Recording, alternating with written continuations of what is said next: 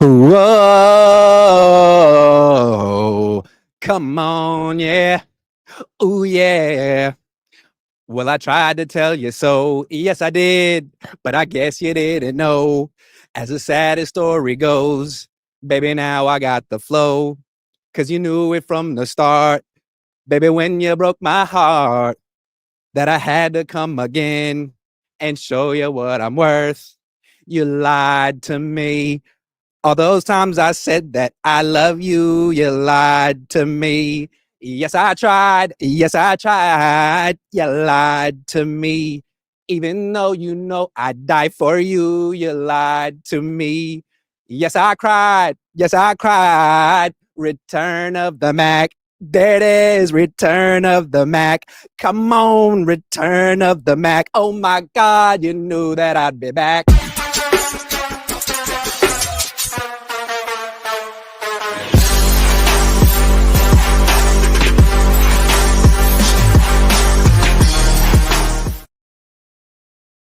We will always remember this as the McCorkle game, as the return of the Mac. There is now officially a quarterback. Is the quarterback controversy over now? I mean, this is Mac Jones' team, right? All right, let's not get too far. This is Brock Purdy's team, but you got to respect a backup quarterback who wins 2 games in a row and makes me sing Mark Morrison because I love Mark Morrison. So why don't we start with Mac? Even though this game is bigger than Mac, let's start with Mac. So what do we learn about Mac Jones in this game? One, he injured his knee. So this was kind of like Brock Purdy's performance week 1. Brock Purdy injured his foot, played through it, had a game-winning drive at the end.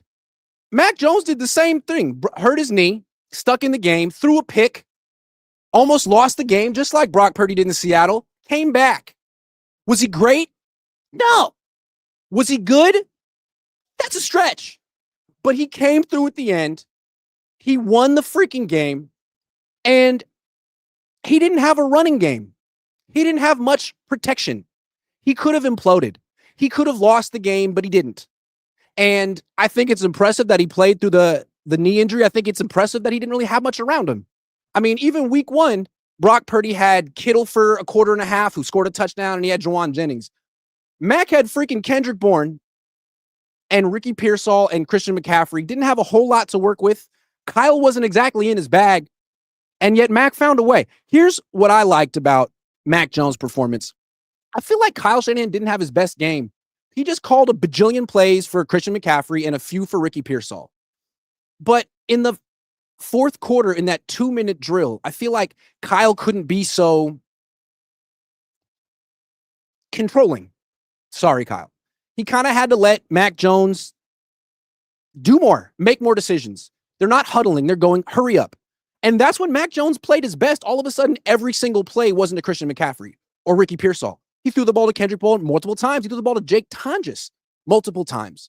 So that's, I wonder if Brock and Mac, to a degree, are held back a little bit by Kyle Shanahan's obsession with giving Christian McCaffrey 900 touches this season. I think they want to break a record here. But one thing I want to give Kyle Shanahan credit for after the game, have you guys noticed this with Kyle Shanahan? In the past, if you ask Kyle about any play, interception, for example, a bad play by Jimmy Garoppolo or Trey Lance or Brock Purdy, he'll say, he got to make a better throw there or a better decision there. He won't sugarcoat it. But last week when Mac Jones fumbled, and today when Mac Jones threw a pick, in both cases, Kyle Shanahan's response was, it was a bad play call. It was a bad play call. I put that on me. I've never heard Kyle say that in his life. Ever. Not for Jimmy, not for Brock. But he's done it 2 weeks in a row for Mac. I'm telling you, Kyle Shanahan loves Mac Jones. Loves him. And so do I. He's super easy to love. He's self-deprecating. He doesn't skirt blame the way that Jimmy Garoppolo used to. You'd ask him about an interception, he'd be like, what are you talking about? It's all 11 of us. With Mac Jones, after the game, when you asked him about his interception, someone said, the guy made a nice play. He was like, no, he didn't. I threw it right to him. And he laughed. That was the easiest interception of all time. It was a terrible throw. He was like, you know what, though? At least I committed to the throw and ripped it. He wasn't even mad. He's like, you know what? I threw it hard. I committed to it. I thought that Ricky Pearsall would be open, and he wasn't. I threw it right to the DB. It happens. It reminded me of when I was a kid, and I met Steve Young. Humble brag. Yeah, I'm a Nepo, baby. So my dad took me to meet Steve Young when I was 7. This was 1995, right before the 1995 season. Steve Young had just won a Super Bowl. So I asked him about throwing a spiral because I wanted to be a quarterback one day, and I was having trouble gripping the ball because I don't have the biggest hands, and I was 7. So I said, how do you throw a spiral, Steve? And he said, I don't have the biggest hands either. Joe Montana, huge hands, throws an immaculate spiral. Sometimes, this is what Steve said, sometimes I'll throw an interception, but the pass spun so well, it had such a tight spiral, I won't even be mad.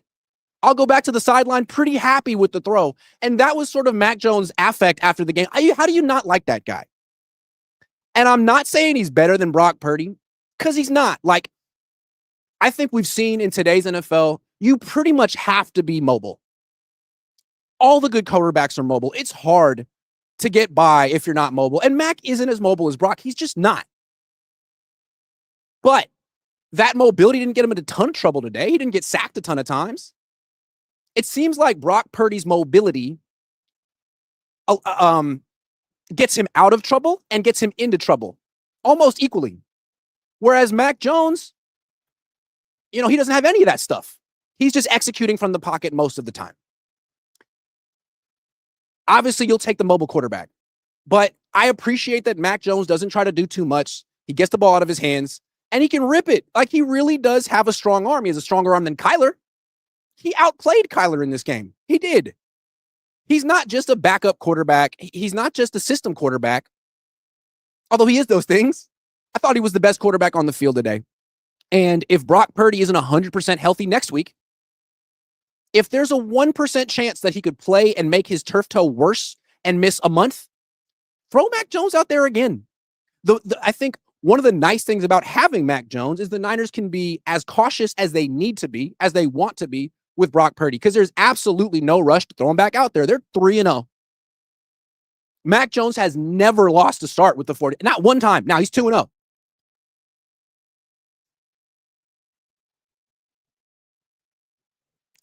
It was impressive that he led that drive at the end, though. Can we talk about that? So in the Kyle Shanahan era, this is a stat from Josh Dubow, AP. Drives that started with less than 2 minutes left in the game and the Niners were losing. The only quarterback who's led game-winning drives, Jimmy Garoppolo. Brock Purdy's 0-6 in that situation. Had 6 opportunities to leave game-winning drives down with less than 2 minutes left in the game, and he's never done it. Still a good quarterback. But you got to give Mac Jones credit. What would I give him for this game? I'd probably give him a C+. He wasn't great, but that's what I gave Brock for week 1. If Brock had played this game, would he have thrown 2 touchdown passes? Maybe. Who are you throwing to? And you have no running game. I don't think Brock would have done that much better. I think the Niners have 2 good quarterbacks, one a little bit better than the other. But maybe I'm just a hater. Or maybe I just love Mark Morrison and Mac Jones. David Trinidad says, Mac versus Kyler, whose spirals were prettier? Mac's. Mac's balls were way prettier than Kyler's balls, and there was no comparison. If you look at Mac's balls and Kyler's balls side by side, you got to go with Mac's balls. They were just smoother. They're smooth as eggs. I'm sorry. I couldn't help myself. I was just pretty excited about Mac's. That's the wrong word.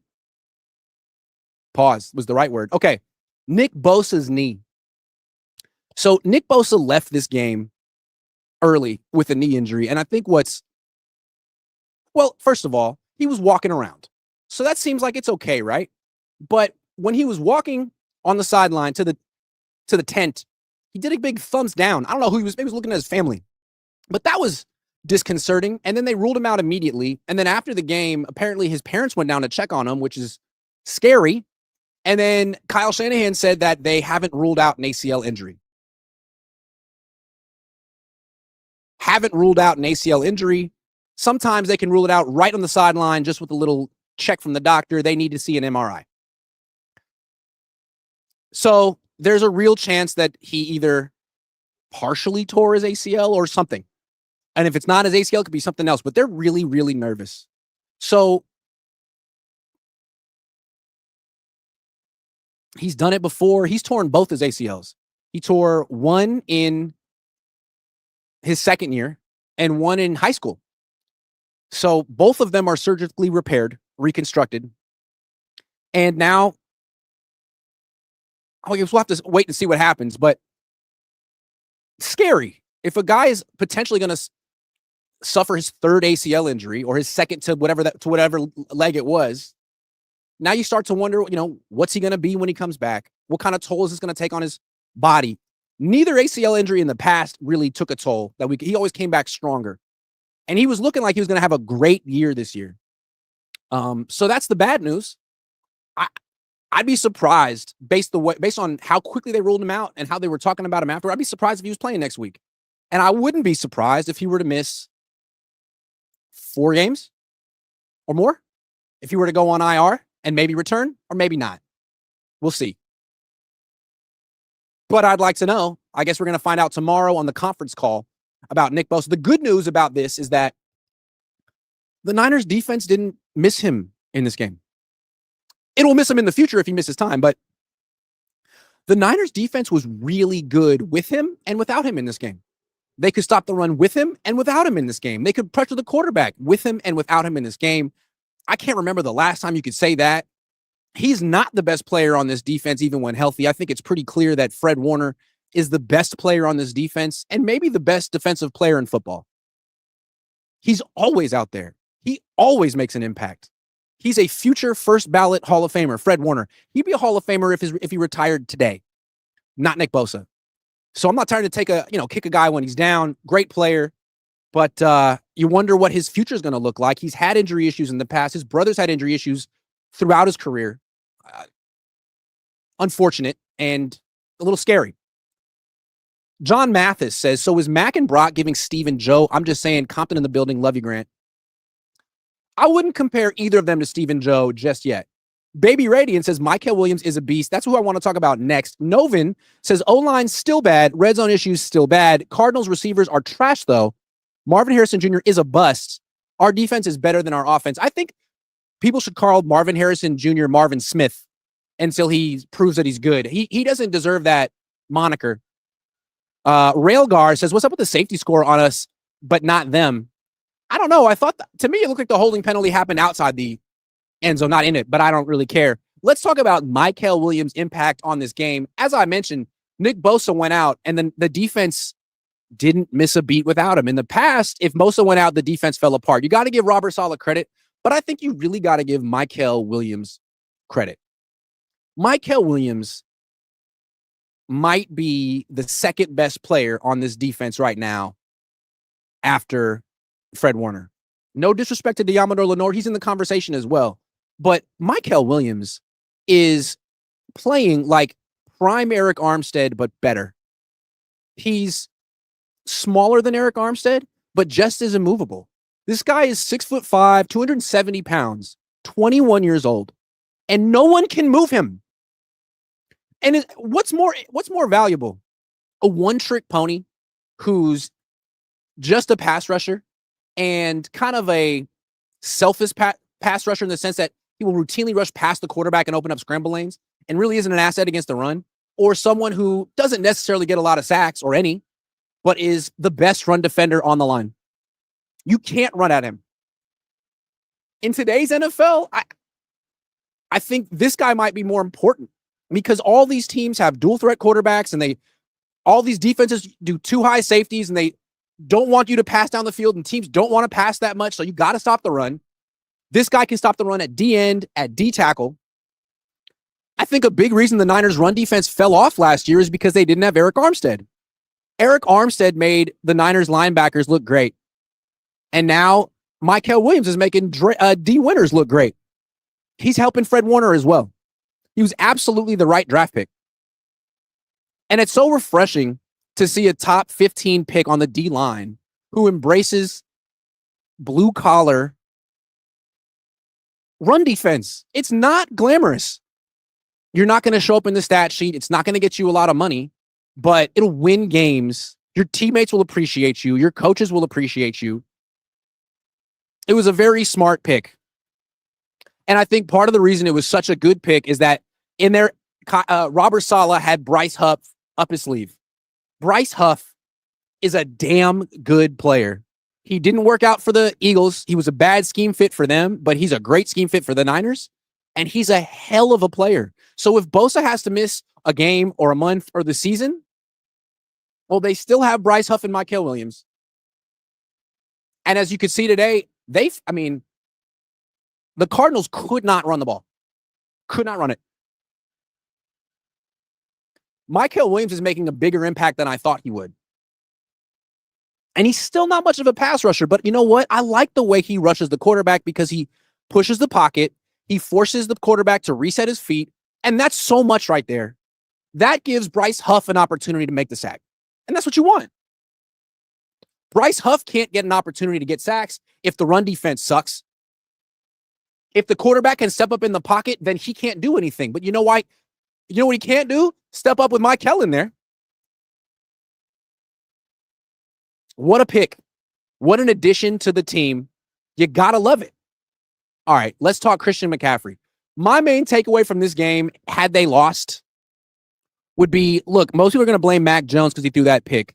And that was a backbreaker. But Christian McCaffrey, man, I know he had like 140 yards from scrimmage, but he used to be the most electric, explosive player on the team in the league, maybe? Now, like, the best thing you could say about him is that he's steady as a runner. As a receiver, he's still, a good route runner, a good check down option. But as a running back, as a ball carrier, seems like he never breaks tackles anymore. He runs as hard as he can. He gets what's blocked for him. He gets hit really hard and pops back up. But the Christian I remember 2-3 years ago didn't get hit really hard. Most great running backs don't get hit really hard because they're so athletic. Frank Gore never got hit really hard. He would take glancing blows. He would fall off the shots. Not Christian anymore. He's getting pulverized. And what's disconcerting is that they're overusing him. Now, maybe they don't win this game if they don't give him the ball 25 times. But if you lose him, I don't know. Even with him, they don't have a running game. And it was crazy. They gave the one carry to Brian Robinson Jr. He gained like 18 yards around the end. And what do they do in the next play? Take him out. Never use him again. That's on Kyle Shanahan, man. Look, Christian McCaffrey is a good player. He's an asset to the offense, especially while all these receivers are out. You need to throw him the ball. But he can't be 50% of your offense. Like, let me count it up. So he got 17 carries and 15 targets. That's 32 plays. How many plays did they have?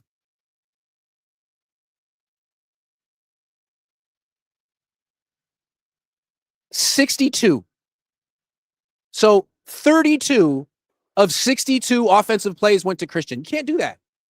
It's really hard to win that way when you're giving more than half of your offensive plays to a guy who's not really explosive anymore. Ricky Pearsall is more dangerous than Christian McCaffrey in 2025. So Kyle's got to figure out a new plan of attack. You got to spread the ball around, man. You got to use Brian Robinson Jr. and Isaac Arendo and Jordan James and Jake Tonjes. You got to get all these guys involved because this guy isn't head and shoulders better than anyone. You do the offense a disservice by running it through Christian in 2025. 32 of 62 plays to Christian can't happen. I don't blame him for that. You got to give him credit for being out there, popping back up. But like, he's on pace to touch the ball 500 times this year. And you know what he's not going to do? Touch the ball 500 times this year. You know what he would do if they keep giving him the ball? Get hurt. The sun looks really nice right now. Isn't that beautiful? So I hope Kyle Shanahan finds a way, because you got the whole team hurt right now. It's not your fault. But Bosa's hurt. Kittle's hurt. Brock's hurt. Jennings hurt. Ayuk's hurt. Barch is hurt. Don't get Christian McCaffrey hurt too. He's kind of keeping you afloat right now, especially with the receiving. But it's fair to say he lost a step. And he's not breaking tackles. Like I said, I don't want to give myself too much credit, but I do. Roberto Sosa says, it's looking like they shouldn't have paid Brock. Okay, let's talk about that. Brock Purdy's contract and value. So here's a question. If the Niners had decided not to extend Brock Purdy, but keep him, hey, man, we like you, and I know you want $53 million a year, but you're coming off a down year, so we want to see one more. We just want some more information. And if you have a great year, we'll pay you $60 million a year. But if you don't, you're not getting 53. So we don't know how this year's going to end up. He could come back next year, be the MVP. But right now, after getting hurt week 1, missing these last 2 games, having Matt go out there and win the games, play well. Injuries are an issue now for Brock. His backup can win. Would he still be worth $53 million a year? If the Niners had just waited, would it be possible that they could have gotten him for less if they were just patient? I think the answer is yes. I think his value is lowering. Not that he's worth $5, but if they could have gotten him for $45 million instead of $53, that would have been nice. If they could have gotten him for $35 million instead of $53, that would have been even better. Because the injuries are piling up. And I think one way to judge his value that's interesting, like you could look at advanced stats that don't really tell you much, you don't understand. EPA per play. Do you know how to calculate it? No, neither do I. Is it really a quarterback stat or an offense stat? I don't know. QBR. Another stat no one knows how to calculate. Look at the betting lines. So the Niners opened up at 4-point favorites over the Cardinals? Is that what they were? No, they opened up at 3-point favorites. That was with Mac Jones. People knew Brock Purdy wasn't going to play. If Brock Purdy had been active for this game and healthy, what would the spread have been? How many points is Brock Purdy really worth? I'm guessing 1.5, which is what Christian's worth. And I think if Patrick Mahomes were to miss a game, the spread would swing 7 points. If Josh Allen were to play, the spread would swing 7 points. So part of that, the reason the spread isn't going to swing that much with Brock in or out is because 1, he's not really a top 7 quarterback in the league. He's more like a top 15 quarterback in the league. And 2, his backup can play like a top 15, 20 quarterback in the league on this team as well. So if the running back were to go down, if the left tackle were to go down, that would swing the spread much more than the quarterback going down, in my opinion. I wonder if the Niners regret it. It was hasty. Of course, I'm not saying trade Brock Purdy, but the Niners have so much more leverage now than they did 6 months ago when they signed him. So I got another thing I want to talk about, though. Hold on. Bonus topic. Because I went pretty negative there. They won. So I want to talk about Adam Peters, the general manager for the Washington Commanders. We never really knew what Adam Peters did with the 49ers. So we all assumed that the good picks were his and the bad picks were everyone else. But since he left, the Niners drafts have been really good. Ricky Pearsall, Dominic Pooney, Mykel Williams, Upton Stout. They've gotten lots of good players the last 2 drafts. Meanwhile, the Commanders got Jaden Daniels. That was a layup. And they signed Javon Kinlaw, who I'm thinking was probably an Adam Peters pick. Maybe. So maybe the Niners are better now that Adam Peters is gone. Maybe he was holding them back. And Kyle Shanahan secretly is a personnel genius. No, I don't know about that, but it does seem like this year the defensive draft picks were hand-picked by Robert Saleh. Seems like it. And if not him, John Lynch. So someone deserves a lot of credit the last 2 years, and you can't give it all to Saleh because he wasn't here last year. Last year's draft was good too.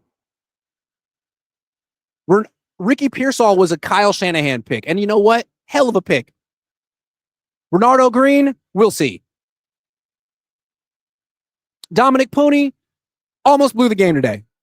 Isaac Arendo, I don't know. Malik Mustafa, pretty good. But it's interesting that the Niners got better at drafting once Adam Peters left. And all of a sudden, a team that was like defined by their core of 34-year-olds is now 3-0 thanks to guys like Mykel Williams, Bryce Huff, Ricky Pearsall, Jake Tonjes. Thanks for nothing, Adam. Thanks for nothing. I blame you primarily for what's happening here. John Lynch deserves some real credit. Novin says Upton stock up, Renardo stock down. Yeah, we'll get to them. We'll get to the risers and the fallers soon. Pearsall, superstar in the making. Good player. CM top flight. Big boy says Braden Swinson is available right now, Pat. 5th round. Okay, I'll keep that in mind. Ben Farrell says, let's be real. Brock would have put up 25 today. Yeah, let's be real, Ben. Let's be real. Okay? So last year, Brock Purdy played this team here. Jordan Mason was there. George Kittle was there. Brandon Ayuk was there. Jawan Jennings was there.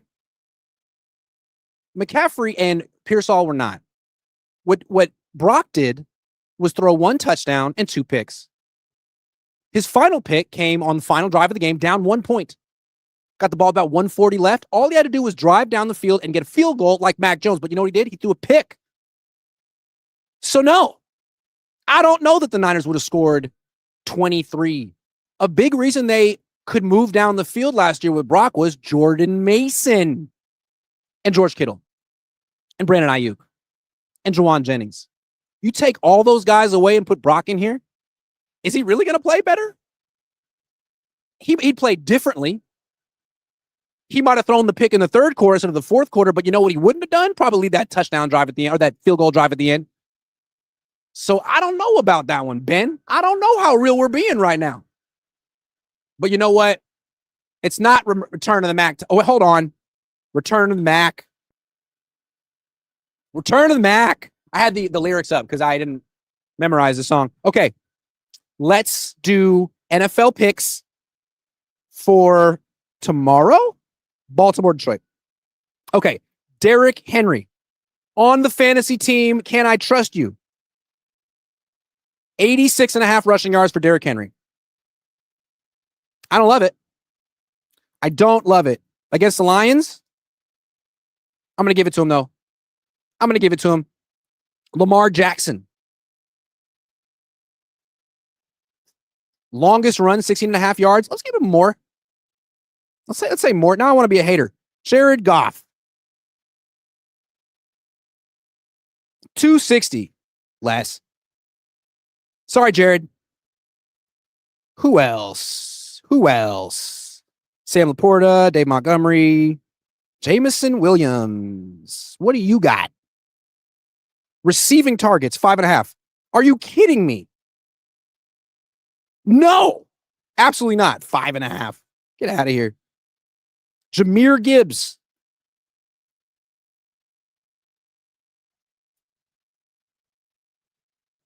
Rushing yards? Yeah, more. 55.5. Easy. And then one more. It's a lot of Lamar Jacksons in here. How many Derrick Henrys? Zay Flowers. 69.5. Let's give it to him. Let's lock it in. Let's flex the play. Let's submit the lineup. That's how you play PrizePicks. That's how you play the PrizePicks. Hold on. View my board. No, not that board. Where's my stuff? I want to see like what I've won and stuff. Oh well. Cancel. There it is. Back.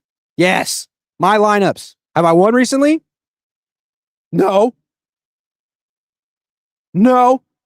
It's all right. It's okay. I'm still feeling good.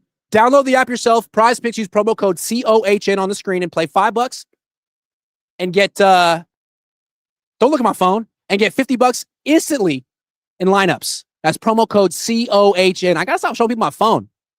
Stop playing on my phone. Beat Cruising says no more Fernando. Now it's Dinero. He's good. Eddie Pinero, Dinero. All right, let's talk about risers. First riser, Eddie Dinero, Pinero. He's good. It's incredible that the Niners held on to Jake Moody as long as they did when there are people like Eddie Dinero, Pinero just hanging around. Just hanging around. What were they waiting for? They know this guy is straight up dinero. That's Spanish for money. Did you know that? Bet you didn't. And they were wasting time with Moody. That's Spanish for terrible at kicking. Did you know that? It is. You can't have a kicker named Moody. It just implies that he's going to be up and down. You need a Pinero kicking field because that is Spanish for even keeled. Pinero. That's what it means. So huge addition to the team. He was really the MVP today. No one wants to talk about it, but Eddie P was the MVP of this game. Who else's stock is up? Mykel Williams, clearly. He gets better every game. Hell of a rookie. I mean, if you really watch the tape, if you really know ball, you can make an argument that he should be in the running for defensive player, rookie of the year, but he won't get it because, stats and stuff. He's a good player, though. Upton Stout, stock up. He had been so close to making plays in coverage the first two games, but he was like too close and he committed penalties. In this game, he actually broke up a key pass in the fourth quarter that they needed to break up to win the game. So another guy who's improving weekly. Thought the weakest part of his game coming into this game was coverage. He's a good tackler and a nice blitzer, but now he's actually getting a feel for coverage as well. Good player. Ricky Pearsall's stock is up.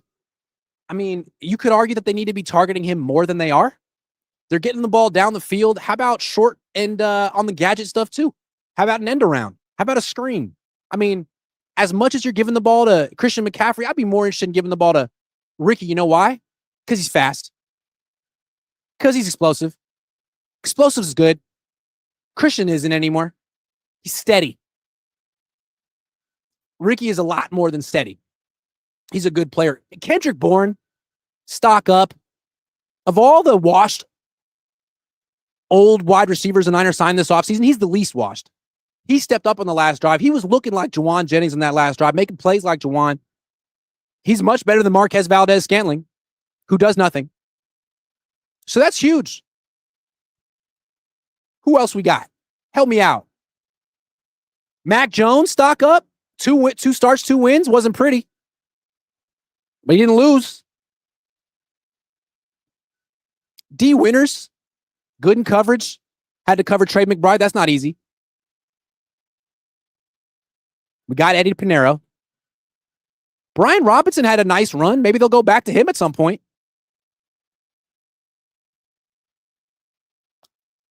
The fullback caught a touchdown, man. Can you freaking believe it? He did something. I couldn't believe it.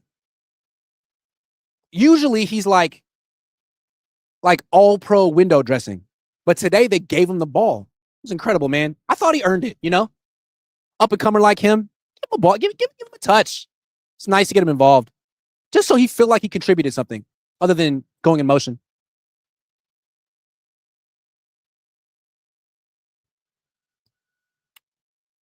I guess that's it. Did you see Matt get emotional at the end? I cried. I didn't, but if I had, I'm crying right now. Timbo Throws DG says, today seemed like a bit of an identity-finding win. What's the identity? Play good defense? And pull it out at the end? Maybe that's what the Niners do this year. The offense plays crappy all game. The defense plays great, and the offense seals the deal at the end.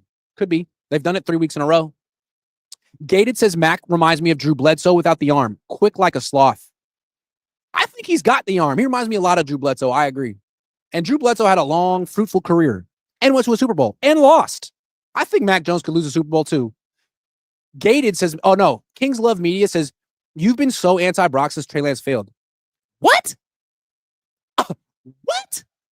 I love Brock Purdy. No one is a bigger Brock Purdy fan than me. No one. And Trey Lance didn't fail. He got hurt. That's what David Lombardi said. But yeah, I love Brock Purdy. Great guy, great quarterback. He should just take as much time as possible. Don't rush back. Take the whole year if you need it, because your future is important. And if he's less than 100% healthy, I just don't know that he gives the Niners the best chance to win. If it's 98% health Brock, 100% health Mac, I don't know. But now Mac's hurt. So we may see Adrian Martinez next week. And you know what? He might win too. Focal Point 11 says CMC is extending his career, peaking at the right time. Peaking at the right time. Yeah, sure. Happy Faster says Upton Stout playing above his weight class. Agree. Old Fogey says Jackson, Jordan, Jones. Crank up the controversy. Who's Jackson? M. Sivia says Brock, Jennings, Ayuk, and Kittle weren't playing and we still won. Props to drafting well in defense and Pearsall and bringing Salah back 3-0.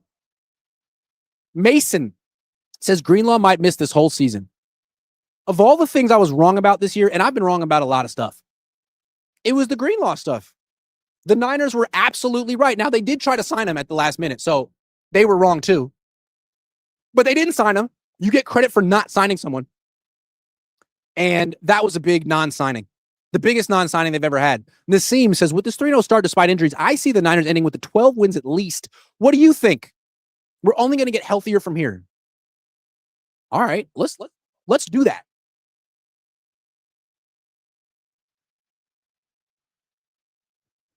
So I will go through the rest of the schedule, but let's do the fallers first. Stock down players. Okay. Stock down. Connor Colby, the rookie left guard. I'm going to give him the benefit of the doubt and say that he was heroically playing through an injury.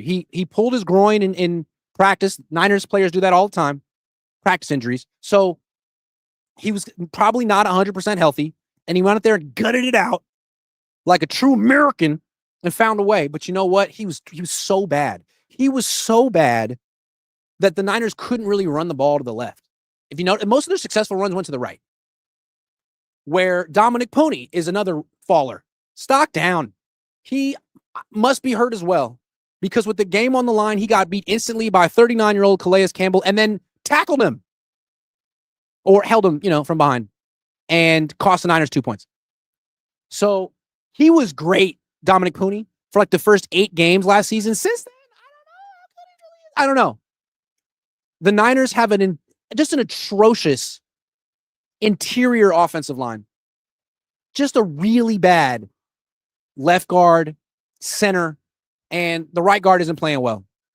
And so that's a big reason why they're struggling to run the ball. The one good run they had today was Brian Robinson Jr. around the right end. They're not running left successfully because Banks is gone and Trent Williams isn't Trent Williams right now. He's hurt too and old. They can't run up the middle, so they run outside to the right. And teams are going to figure that out eventually. But at least Colton McKivitz is doing pretty well. And when George Kittle comes back, the run blocking will be better. But not up the middle. That's a real problem. And I understand why the Niners didn't want to bring back Aaron Banks, but you didn't replace him. It wasn't Barch. It's not Colby. Not yet. Maybe it's Drew Moss, because it ain't Nick Zakel. Who else stocked down? Renardo Green. Renardo Green is the weakest link on the defense. And I'm not 100% certain that he's better than Darrell Luter Jr. They're both big corners. And Renardo Green seems like he gives up. I mean, he committed a defensive pass interference penalty in the end zone today that set up the Cardinals at the 1-yard line. He's the worst cornerback who starts. He's worse than Upton Stout, who's a rookie. He's regressed since his rookie year. I mean, he was pretty good, Renardo Green, last year. This year, I mean, we talked about it in minicamp and OTAs. He was getting shredded in minicamp. Then he showed up at training camp, got shredded. Had one good day, went down for the whole time, missed the whole training camp, and he's back and he's picking up where he left off in minicamp, getting shredded. So maybe it's just because he missed time. Maybe he's having that sophomore slump. But once they face an actual team that's not terrible, or an offense that can do something, they're going to be going after him because there's no point in going after Lenore, and Upton Stout is making you pay. Also, Marquise Siegel's pretty good. Anyone else? Stock down. Not Jake Moody anymore. Mac Dre, Mac Mall, or Mac Jones, says Ryan G. Hensley. Definitely not Mac Miller. I feel like, no offense to Mac Miller. I guess rest in peace, Mac Miller. I was never a Mac Miller fan, but he died, so I'm sorry, Mac. I'll take that back. Are there any other Macs? Mac Mall. Mac Minister? Was there a Mac Minister? There was a Mac Minister too, right? Andre Mackesy? I would go with Andre Mackesy. Did Lombardi dap you up during the instant reaction? I don't think so. Did he? I missed that. I'm not allowed to walk around the tunnel anymore. So I did it right in front of the Niners locker room. Thought that was fair. If I can't do it in the tunnel. I wonder why I can't do it in the tunnel anymore. Wait, I can do it on the road in the tunnel, but not here. I wonder why. I don't know. Silky Smooth Smithers says, Purdy or Mac, who wins the Super Bowl for the Niners?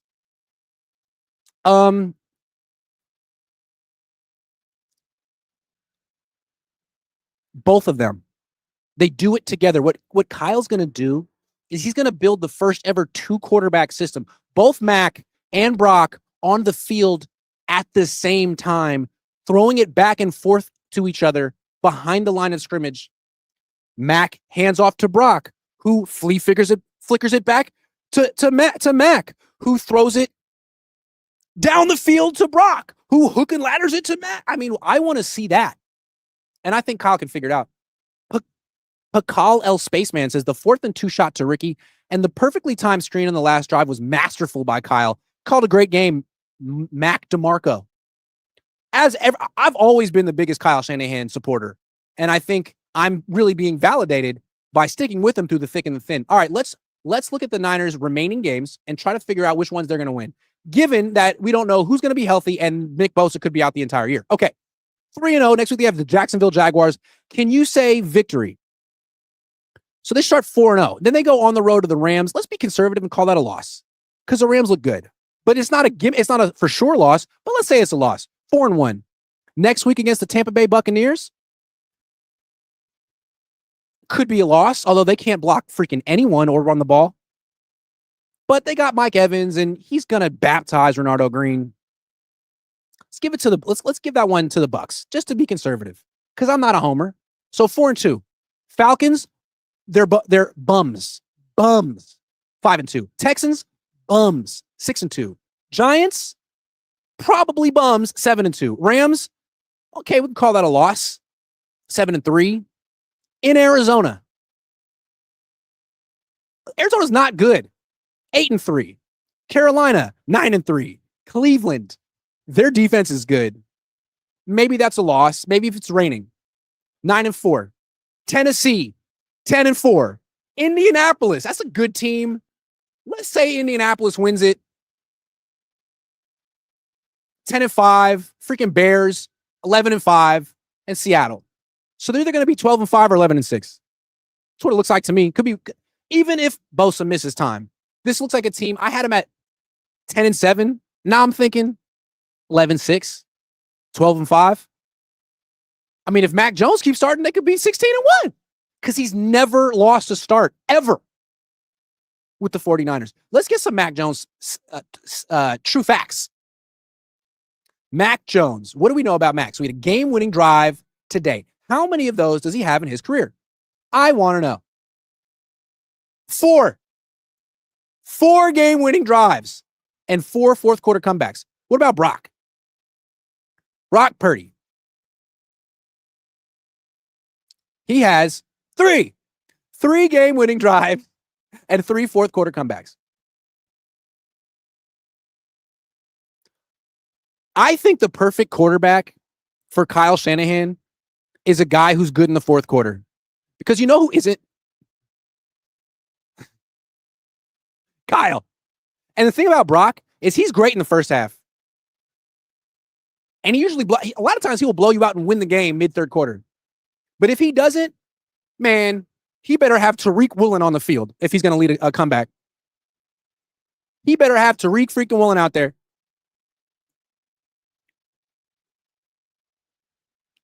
I mean, like, of all the statuesque quarterbacks in the league, Brock, no, not Brock, Mac. I keep getting confused because they're so similar. Mac, Jared Goff. Is Jared Goff that much better than Mac Jones? If you put Jared Goff on the Niners today instead of Mac Jones, do the Niners score more points? Does Goff get sacked fewer times? Of the stationary quarterbacks in the league, he's right up there, especially in this system. And again, he didn't have a whole like set of weapons today, and he still was good enough to win. So I'm getting his jersey. All Niners 4 says, I hate saying this because I love Brock, but zip on the throws, clutch factor, deep ball accuracy, decision making all feels better with Mac. There were some throws today that Brock can never make. The deep throw to Ricky Pearsall. I'm not saying Mac can't make it. I'm not saying Brock can't make it because we've seen him throw deep balls to Ricky Pearsall. I did it in week 1. But that particular pass couldn't have been thrown any better. It hit Ricky in stride, literally hit him in the face mask. Couldn't have thrown it any better. He's got a really freaking good arm. I appreciate that. Macklin says, as a Mac myself, Jones had some bad misses today. He did. I'm giving him a C+ for his performance, but he won. Macklin says, as a Mac, got you. All Niner 4 says, I feel like I'm having a fever dream. You are. You're actually. You're asleep right now. I'm not doing this. I'm not here. This isn't happening. Sean says, how many games can Purdy lose before the sky falls? Isn't it interesting? Like right now, people can tell themselves, well, Brock would have scored 50 points in this game. Yeah, I mean, nice performance, little Mac Jones, but Brock would have thrown for 600 yards and 8 touchdowns. So when he comes back, the team is going to take off. But if he comes back and isn't better than Mac Jones because he's rusty or he's a little bit injured or the team isn't that good, or that's rough.